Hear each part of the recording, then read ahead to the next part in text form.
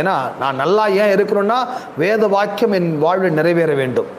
அதுதான் கடவுளே, என் லைஃப்ல நான் நல்லா இருக்கணும், என் குறைவெல்லாம் நிறைவா மாறணும். நான் இது பொறாமையால கேட்கல, 4 பேர் நல்லா இருக்கிறான் நான் கேட்கல.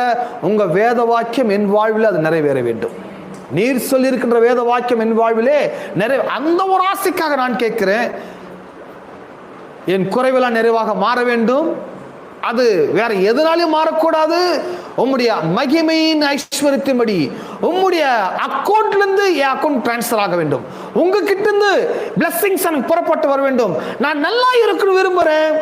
ஏன் நான் நல்லா இருக்க விரும்புறேன்னா ரீசன் கூட இருக்குது. உங்க வேத வாக்கியம் ஒண்ணு கூட வீணா போகக்கூடாது. உங்க வேத வாக்கியத்தை நான் படிப்பது மட்டுமல்ல, நம்புறது மட்டுமல்ல, அது என் லைஃப்ல நிறைவேற வேண்டும். என்னை காண்கிறவர்கள் என்னிடத்தில் நான் சாட்சியா இருக்க வேண்டும். மற்ற நான் சொல்லுவது